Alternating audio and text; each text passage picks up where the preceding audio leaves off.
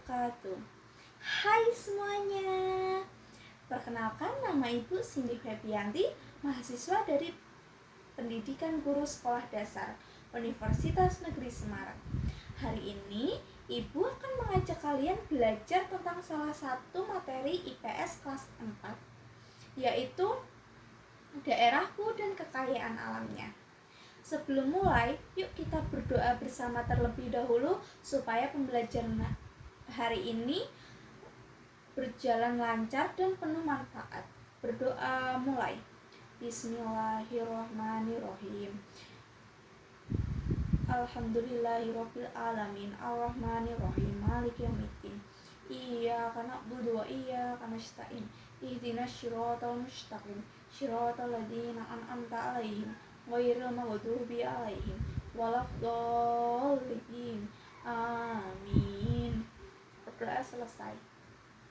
Nah, sebelum kita masuk ke materi, biar makin semangat, yuk kita nyanyi bareng lagu yang pasti kalian tahu, yaitu Dari Sabang Sampai Merauke. Pasti kalian tahu kan? Nah, dari Sabang sampai Merauke, berjajar pulau-pulau, sambung menyambung menjadi satu. Itulah Indonesia. Indonesia tanah airku, aku berjanji padamu, menjunjung tanah airku Indonesia.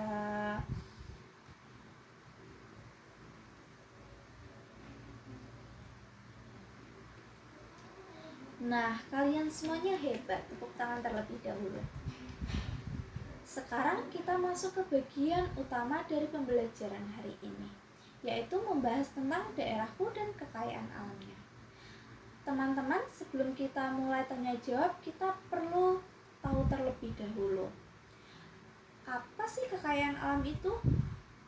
Nah, kekayaan alam itu adalah segala sesuatu yang berasal dari alam dan bisa dimanfaatkan oleh manusia untuk memenuhi kebutuhan hidupnya.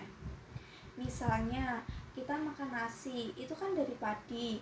Nah, itu juga termasuk kekayaan alamnya. Minum air juga termasuk kekayaan alamnya. Rumah dari kayu dan batu bata itu juga dari alam. Jadi, bisa dibilang hidup kita sangat bergantung pada kekayaan alam. Di sini Ibu akan jelaskan jenis-jenis kekayaan alamnya, yaitu kekayaan alam itu dibagi menjadi dua. Yang pertama kekayaan hayati, yaitu biotik. Yang kedua kekayaan alam non hayati, yaitu abiotik. Nah, yang pertama hayati, biotik, berasal dari makhluk hidup, tumbuhan dan hewan, misalnya dari ikan, sapi, jagung, kopi, karet. Sedangkan non hayati, abiotik, berasal dari benda mati, yaitu tanah, air, batu logam, batu bara, minyak bumi, emas, dan yang lainnya. Nah, sekarang yuk kita mulai bertanya dan berpikir bersama, oke? Menurut kalian, kekayaan alam apa yang paling banyak dan ada di daerah tempat tinggal kalian? Coba sebutkan yang paling mudah. Iya, kamu benar. Ada air, padi, sawah, semuanya ada. Coba bayangkan kampung halaman kalian. Kalau di pesisir pasti banyak hasil laut kayak ikan, rumput laut, udang, kepiting, dan lain-lain. Kalau kalian tinggal di daratan rendah, biasanya sawahnya luas, cocok untuk tanaman padi dan jagung. Kalau kalian rumahnya di pegunungan, udaranya di sana sangat sejuk sekali. Jadi cocok untuk menanam teh, kopi, stroberi, dan lainnya. Artinya, kekayaan alam di setiap daerah itu berbeda-beda dan itu semua berkah untuk masyarakat setempat.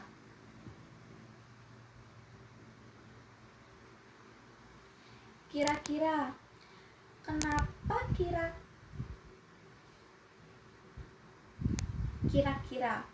kenapa ya kekayaan alam setiap daerah bisa berbeda-beda? Ayo, siapa yang bisa menyebutkan? Iya, kamu benar, karena bentang alamnya dan letak geografis. Contohnya daerah pegunungan, yaitu tanahnya subur, cocok untuk pertanian. Sedangkan daerah pantai dekat laut cocok untuk perikanan. Kalau daerah tambang, banyak logam atau bahan bakar di bawah tanah. Makanya letak suatu daerah sangat mempengaruhi sumber daya alam yang dimiliki.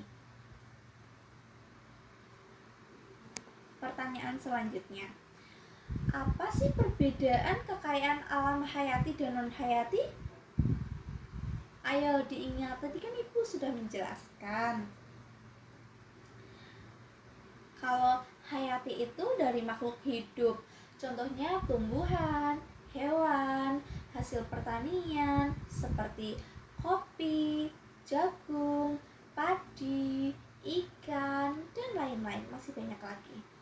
Sedangkan non-hayati itu berasal dari benda mati, contohnya logam, batu bara, minyak bumi. Yang hayati itu bisa diperbarui karena bisa tumbuh dan berkembang biak. Sedangkan non-hayati tidak bisa.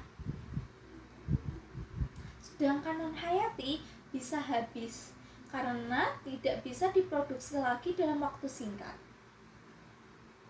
Makanya kalau kita terus-menerus pakai minyak bumi tanpa kontrol, lama-lama pasti akan habis, ya kan?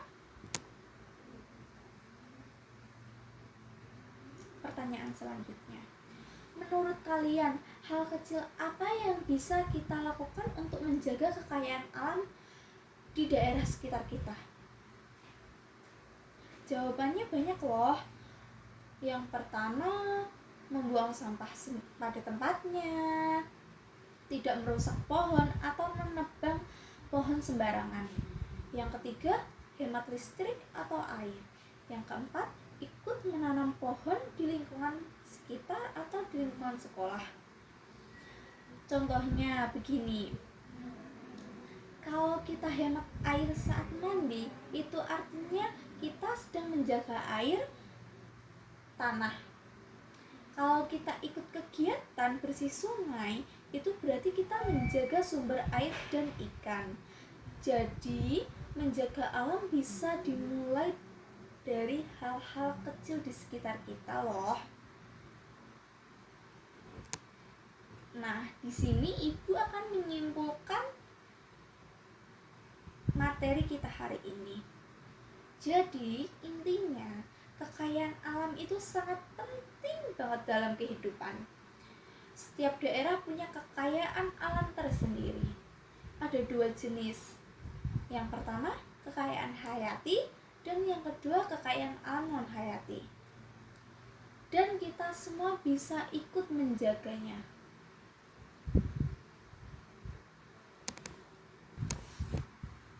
Nah, teman-teman, hari ini kita sudah belajar banyak banget.